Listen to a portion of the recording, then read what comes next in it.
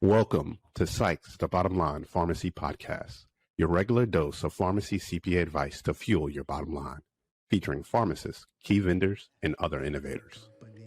Your accounting is a mess. There's no need for you to stress. Go online and request from the best. All right. Well, hello. Welcome to the podcast. Today, we are super excited to have Bri Morris from NCPA joining us. Bri is our buddy on the road we see all the time with NCPA. She is the Senior Director of Education and Long-Term Care. And so, Bri, thank you so much for taking some time to speak with us this afternoon. Absolutely, Bonnie. Thank you guys so much for having me. Bri's a travel warrior like we are. Oh, yeah. All summer. Been hitting the road. And Yeah. We see that we spotted her in airports and all over the place. I did run into her at an airport. It was funny because I had my mask on and I'm just walking around and I'm like, Bri. She looks at me like, who? I mean, you meet thousands of people. So you're probably going through your head, what pharmacist, what pharmacy owner, which workshop did I meet him at? Well, I think it's an important consideration that this is also like 8 o'clock in the morning at our layover. So we both have taken like 6 a.m. flights for trade show number 2 of the summer. So we're half zombies to begin with. So. Yeah. Well, Bri, I don't know if you've gotten to this point, but I've gotten to the point when I travel now, especially in the summer when you have multiple trips. Like when I'm traveling, I'm in my like travel clothes, incognito almost. Like I don't have makeup on. I haven't done my hair. I'm just wearing like, sweatpants, and t-shirt. Bri was done up. So, she was looking good. Oh, okay. Well, good for her. It's just early. Bri's always looking fresh. Come on. That's very sweet and very untrue, but I appreciate that. I'm giving off that appearance at least. So I do not. I travel, and then when I get there, then I decide to finally. So sometimes I hope people don't notice who I am in an airport. Now, do you guys get to a point where you travel so much that you like have your travel, like Bonnie, your travel makeup and your travel, toiletries and that sort of thing, so you don't even have to think about packing it anymore? I have not got to that point, but that is a really smart. I have severe anxiety when it comes to packing. I cannot pack. Okay. Like it's terrible. I'll pack for 2 weeks, for 3 days. I can't. I just can't pack. I'm a pack like 2 hours before I leave kind of girl. I hate packing. That's me, Bonnie. So, those like Ziploc sandwich bags, the gallon one? Yeah. That is my toiletry. Go one day to the pharmacy section, get all your little mini things, throw it in there. You're good to go. My biggest worry in traveling, especially when all these shows are together and there's a lot of the same people and vendors, is that I'm going to wear the same thing over and over and over. So that is my biggest worry. Is that did I wear this at the last show? What did I wear at this show? I spoke at that show, so they might have took pictures of that. That's the biggest thing. Well, I can speak at these shows in front of 200 people, but with no anxiety. But I get packing, and I'm like, oh my gosh, what do I do? What do I pack? I have no idea. So I think that's just a guy thing, maybe. But Bri, tell us about what your kind of takeaways were, maybe off the cuff of your trade show experience this year. I mean, you were at all of them like we were. Yeah, absolutely. Well, it was so exciting to see everyone back together again. Yes. I know we saw so many people last year at NCPA 2021 in Charlotte, and it was great to be together and just that excitement after being away for so long. But what was really interesting to me at the trade shows was the excitement to get on the show floor and to talk to vendors, as well as, kind of this emergence as people are kind of getting a little bit closer to what the steady state of pharmacy is back to, and kind of we've gotten past this hump of, crazy hours.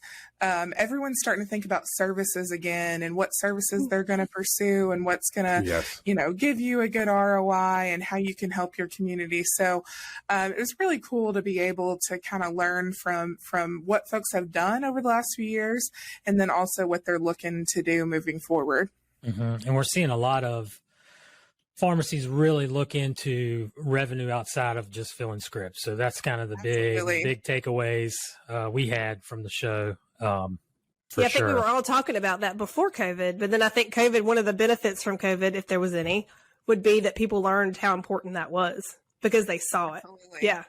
Yeah. Right in front of their eyes of, bringing in how to get in new customers and keep them. So I hear people talking about doing that. People that weren't talking about that before, they're talking about that now for sure. Mm-hmm. Certainly.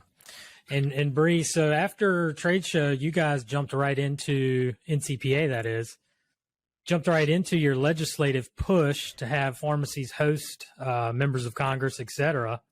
I've been hearing all about it. It seems like it's been very successful. And my thinking is if you are a pharmacy owner, you absolutely have to be involved in these political arenas. You just have to be.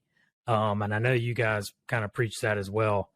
Has that been pretty successful for you guys so far?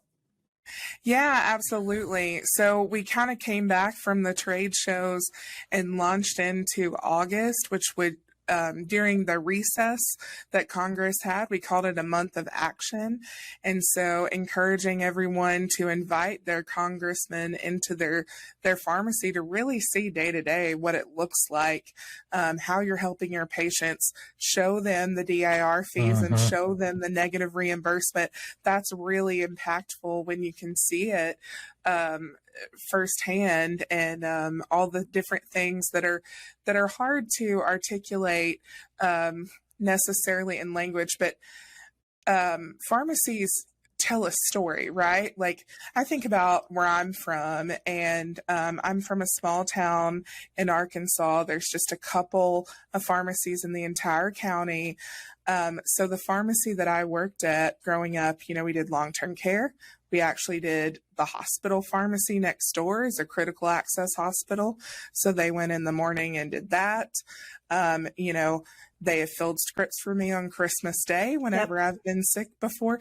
And that story is hard to tell when you're sitting in Washington, D.C.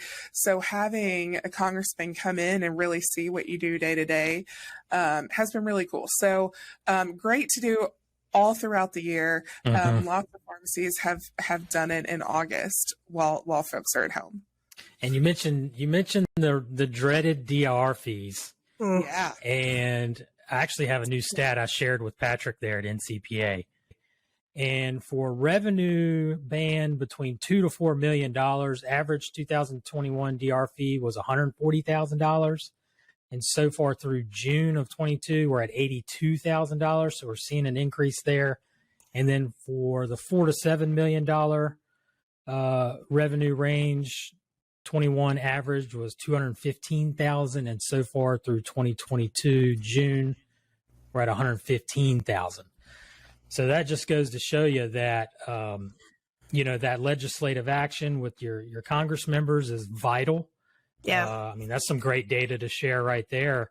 Yeah. And also what we took away from the trade shows, one of the big things was diversifying that revenue and getting into the clinical services, cash-based services, et cetera. So just some eye-opening data there for real. More important than ever, for sure. Oh, that's right. Absolutely. So Bri, tell us a little bit about the long-term care division that you kind of head up there. What all goes on there? Yeah, absolutely. So, as you guys well know, long-term care is a really great way that pharmacies can differentiate themselves and take care of their communities. And we recognize that about half of our membership is in the long-term care space, whether that's, I have a group home or assisted living facility, or, I have 1,000 beds of skilled nursing. And a lot of the legislative and regulatory priorities of a true closed-door long-term care pharmacy are very similar to that of a community pharmacy.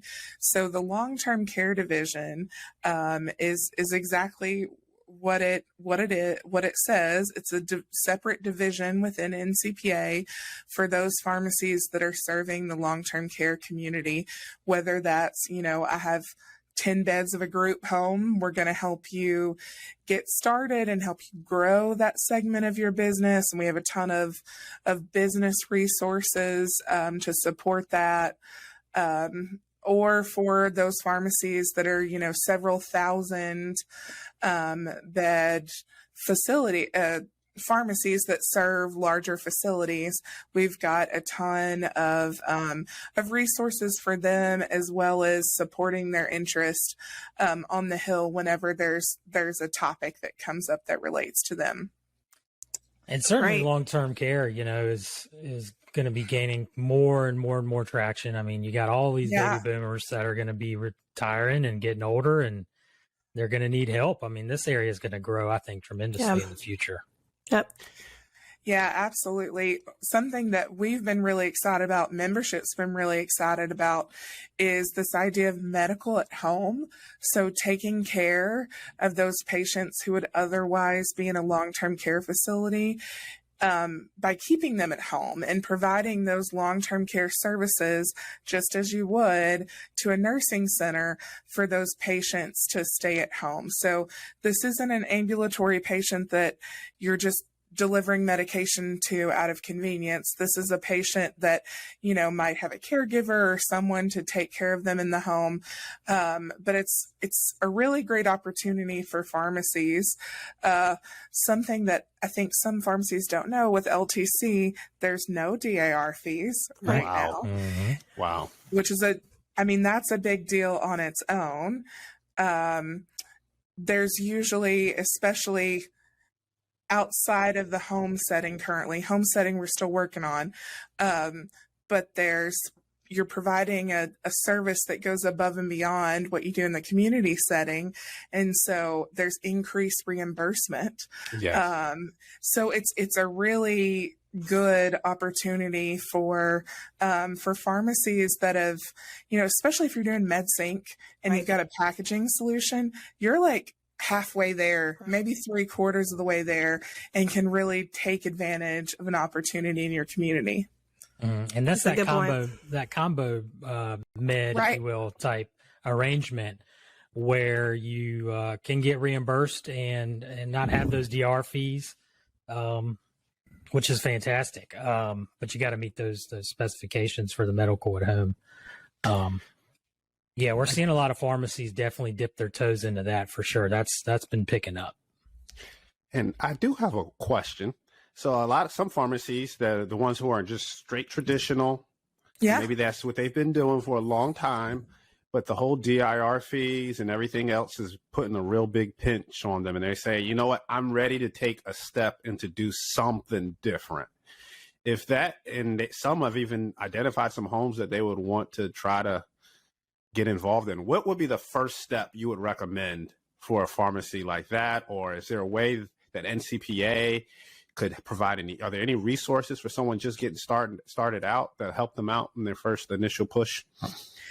Yeah, I think a really great first step for someone who's kind of learning about the industry and seeing if it's something that they want to look into is to attend the Business of Long-Term Care workshop that we have.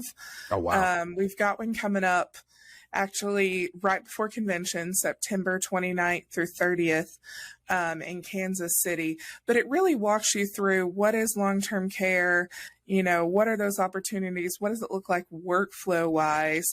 And then how do you actually go out and get that business? I think one thing to remember, especially if you already have a thriving community pharmacy and you're looking to kind of grow, I would definitely start kind of small. I would look for a group home, get your process set up, look for opportunities that are similar to what you're already doing. If you're doing MedSync, you're doing packaging, a group home in your community is like a prime opportunity because you're doing most of what those folks are going to need.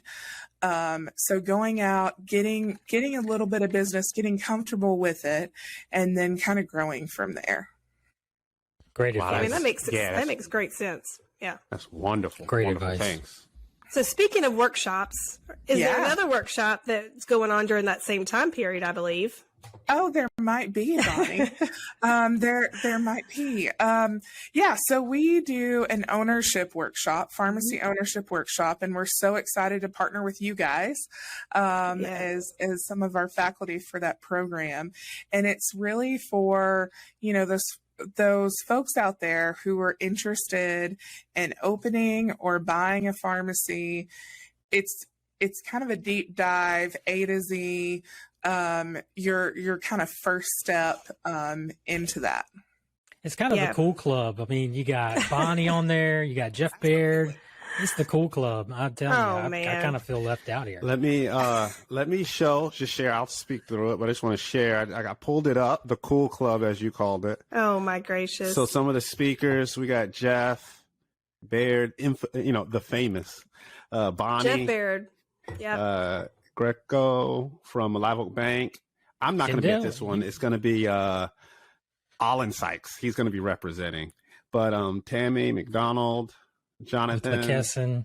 Yeah, it's going to be, I had a chance to just sit in. Alan invited me to just sit in on one, and the wealth of information that I gained, even though I work in accounting every day, is just amazing. And then I just wanted to shout out the website, ncpa.org/pharmacy-ownership-workshop. That's where you go to sign up. You got a lot of information there, the agenda, the registration, everything, FAQs. So it's really simple. And then I always got to pick on Scotty as much as I can. Oh my God, his little photo, he gets embarrassed every time I show this. Look at that. Dun, dun, dun. Man. So the annual conventions. Look at Frame that photo, Scotty. It's a good one. We got that trimmed beard. I might use that again. Oh my gracious. When you go to ncpa.org/annual-convention, there's a nice photo of Scotty up there that I always pick on him about. But no. And unfortunately, they got me on the board there, but I'm not going to be there this year. Oh, man. Had a conflict arise. A good conflict.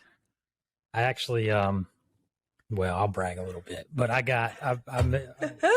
qualified for a golf tournament, state golf tournament. So I'm going to give that a go and have to skip out, but we got a great team that's going to be there for sure. So come check out our booth. And talking about the ownership workshop, if you're looking to start a pharmacy or buy a pharmacy, maybe even sell a pharmacy, step one, absolutely have to go to the workshop. Anybody that calls me and asks me, hey, I'm looking to start a pharmacy. Hey, I want to buy a pharmacy. Number one, did you sign up for the ownership workshop? Because that is going to be your crash course to get your feet wet and get the ball rolling. And Bri, I work with a lot of startups and a lot of transitioning pharmacies where they're purchasing stores. I can't tell you, I would actually like to dig through the data and see, but some of our I would say almost all of our most successful clients that we have, if you kind of go back and ask them, like they were at a workshop. They did the workshop. It is really great. And like Kendell mentioned, I've been going for years to these, and it is just, even as a person that's presenting, I love to just sit back and listen to all the other people that are talking. Yeah. It is, and a lot of it is the same thing, but I just learn so much every time. Yeah. There's even people, it always amazes me, that are looking at purchasing stores that aren't pharmacists. So, in some states that's allowed, and people do that. So it's a great networking as well for pharmacists we've even had in some of those breakout sessions or lunch or whatever, people stand up and say, I want to buy a pharmacy and I'm in Georgia. And then somebody's in there. It's like, I have a pharmacy in Georgia. And we're like, you too, you go talk. So, it's amazing. And you guys do these, is it 3 times a year, 4 times a year? 3 to 4 times. And I think, that's such a great point, Bonnie. The other benefit of coming in Kansas City is it's right before our annual meeting. Yes. So you can you can go to the workshop as a prospective owner and then stay and talk to so many current owners throughout the meeting. Yes. Every time we do one of these workshops, we get the feedback surveys from folks and see what they liked. And I really like to dive into that data because I want to make sure, we're meeting everyone's needs. Right. I don't think I've seen one negative comment about the ownership workshop. Wow. People just love it because it's information that you have to know, and it's going to stop you from, I think a lot of this content, it's you guys, experts in accounting. We've got Baird, legal advice. We've got Scott Weaver, who's talking about, ownership transitions and the RX ownership team. So it's really pulling together these resources that, quite frankly, are going to, have a price to folks after the workshop, and you're not going to get it cheaper than you do for that registration. So it's a really great time to get all those questions answered. And the content, after talking to you guys, a lot of it is built on the lessons learned that you've found from working with other clients, right? You're trying to stop people from making mistakes that you've seen others. It's the best way to learn. I mean, it's very true.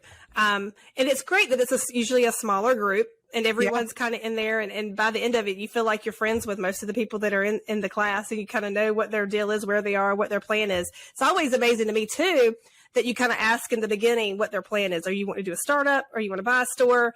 And just in a matter of 48 hours, after hearing a lot of this information, it can change people's direction completely. So that tells you right there that there's some things they're hearing in these workshops that's making a difference. Yeah. So we like to call it the A-team. That's the A-team at the workshop. So really great group of people, like you said, Bri, and a lot of experience at that workshop. But speaking of the A-team, I mean, you guys at NCPA, Bri, I mean, you guys got a fantastic team. Yeah. I mean, I hear great things about what you guys do and how hard you work, and the team you guys have works so well, it seems like, and Doug working his tail off, and the legislative wins you guys have had, and the momentum that is starting to gain some traction, it would appear, with DR fees and so forth. So, hats off to you guys, because I think you guys are doing a really great job. But I wanted to kind of wrap us up here, Bri, and touch on the disaster relief grants. That's something that is always something's always popping up, unfortunately, in the world and around us, and some natural disasters here and there. And we do have those, or NCPA does have those NCPA disaster relief grants. So if you kind of just want to plug that, and it'd be great.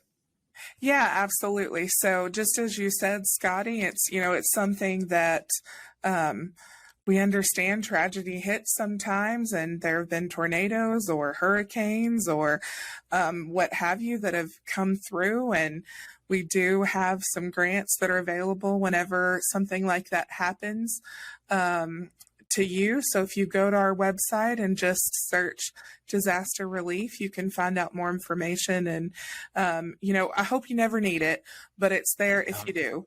Absolutely. So we are here and, appreciate everything that our members do.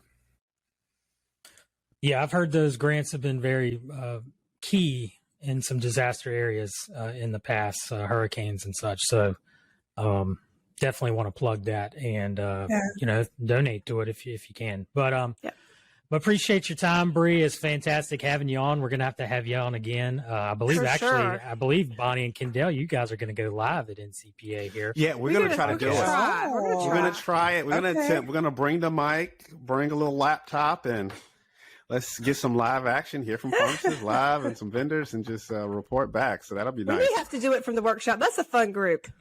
That's a fun group. Maybe we can just get some segments and put them together, Yeah, we'll do something. Maybe I can do a call in. Maybe I can call in or something. I don't know. Bri, we have to catch up at the show, Kansas City, for some barbecue. I hear they have some good barbecue out there. Yeah, we'll have to go and get some barbecue together while we're there. I hear there's a certified taster on your team. On your barbecue staff. On your team, Jessica. That's what I heard, right? Yes. Jessica Satterfield, our resident last year and new associate director on the policy team, is a certified Kansas City barbecue competition tester. I'm sure that I got that wrong, but I missed a few things there. Wizard on all things KC barbecue related. as well as KC Sports while we're there. So, I think that, yeah, it's going to be a good meeting. And, we haven't been to Kansas City before. I think a lot of members may not have been to Kansas City. So it's going to be really fun. And we're super excited because this year we're inviting all pharmacy teams to come as well. Nice. We've got a lot of support staff that's going to be there and going to get to feel it. And, we hear a lot about how folks, like the owner goes, and I mean, I get this as a pharmacist that has filled in before. The owner goes to the conference, they come back with the whole list of things, and then the staff is like, oh my gosh, when are they going to forget this list of items? So bringing them, it'll be really cool. So there's no, FOMO, no fear of missing out. They get it. Get that buy-in too. They buy into the big ideas as well. They might come with their own list. Yeah, that's right. They'll be the ones that'll say, hey, don't forget about this. That's right. So it'll be accountability. It's going to be a lot of fun. Can't wait to see you guys there. You too. So, Bri, we appreciate we appreciate you being on today. And let me introduce the ending, Scotty. We got to introduce. You got it, man. You go with it. So, Bri, this is what we do at the end. Okay. The name of it is The Bottom Line Pharmacy Podcast, and that's a pun. Obviously, that's a pun on the financial statements, the profit and loss. And what we do is each of us take a turn at the end of each podcast to say, what's the bottom line? A couple of sentences. What's your key takeaway? Since we forgot to fill you in earlier. Bonnie, can you start us off? What's the bottom line from this podcast for you? I have two, so I need to choose one. I'm going to say the ownership workshop. It's important, people. If you're thinking about starting a store from the ground up, purchasing a store, you have to start with the workshop. That's a good one. One. Scotty, what's the bottom line? I think the bottom line is the workshop. And if you're starting in the trade show, I mean, what better place to really get your mind going than a trade show and speaking with your colleagues and barbecue, exchanging ideas. And barbecue. Yeah, exactly. Workshop, trade show, barbecue. Come on. I thought it was steaks in Kansas City, but maybe I think they do all barbecue. I hear it's barbecue. Okay. Yeah. That's what I hear. And Bri, hopefully we're not putting you on the spot, but what's the bottom line for you that you would want all our listeners and viewers to take away?